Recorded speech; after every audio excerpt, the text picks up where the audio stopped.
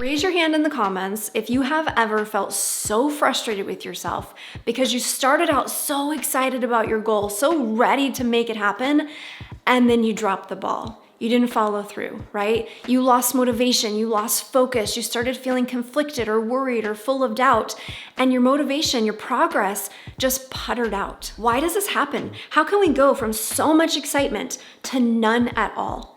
In order to understand one of the most common reasons why you can't follow through, why you can't take action or maintain action, stay motivated, stay focused on that goal, you've got to understand a little bit about your brain and how the human mind works. So let's talk about two things about the human psyche that you got to know about yourself in order to work with it so that it's not working against you.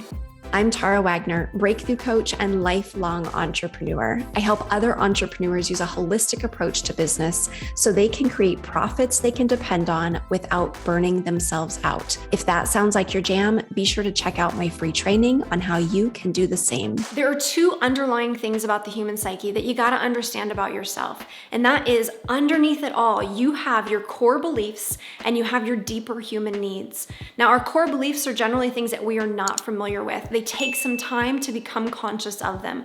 They're the unconscious mechanisms that are driving us forward. They're the things that tell us who we are and who we're not, what's safe and what's not safe, who other people are and who they're not, and so on. Again, these are underlying. This is like a framework in a house. You know it's there because the house is standing, but you don't know what it is until you actually do some digging to figure it out. The number one job of your beliefs is to meet or protect your ability to meet those deeper human needs. Your needs include basic things like air, food, water, sleep, security, safety, along with things like connection, love, approval, support, growth, fun, adventure, freedom. Those things, by the way, start to overlap with your deeper values.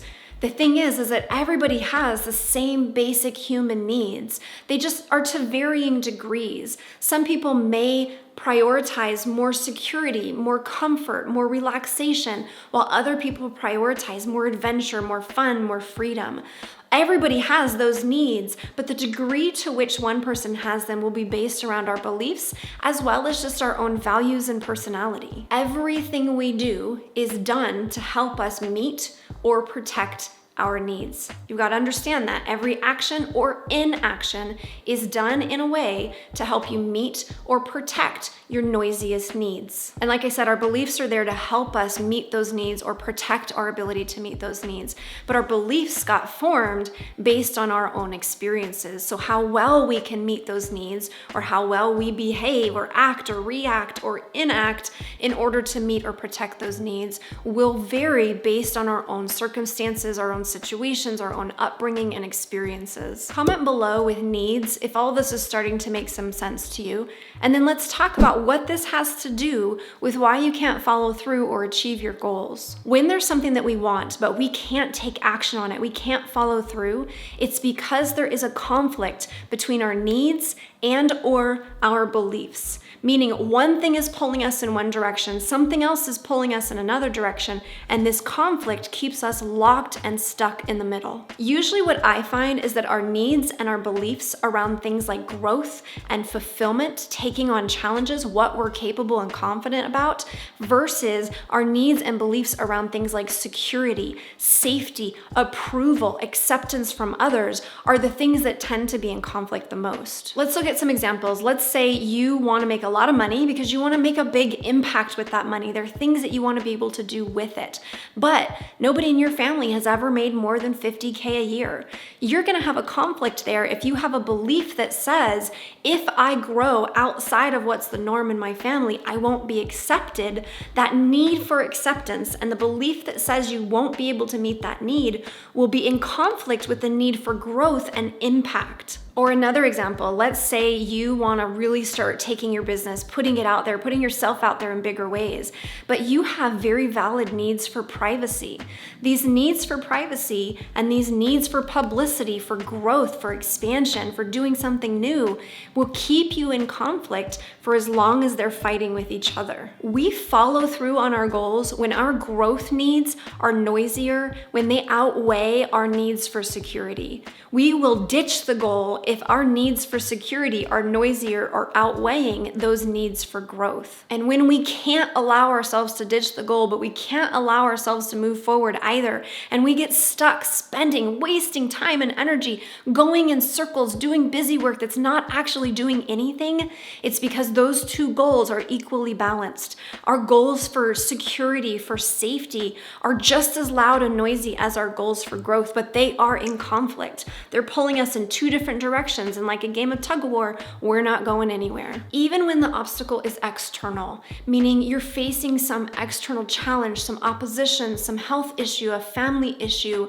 economic challenges, this still applies. These external obstacles are now threatening needs that are putting you in conflict with your needs for growth. For instance, if you've got economic uncertainty, you're having a hard time paying your bills, it's going to be hard to focus on your needs for growth if you can't put food on the table. In this case, these external obstacles are threatening your stability, your security needs, or any other needs or beliefs that are going to put you in conflict with these needs for growth. Because as long as some needs are being threatened or neglected, other ones can't be prioritized for long. Comment with external if this is making sense to you, or if it's not, let me know a situation that you're facing, and maybe I can show you some examples of what I mean. So how do we resolve this conflict that's keeping us locked in inaction or going in circles?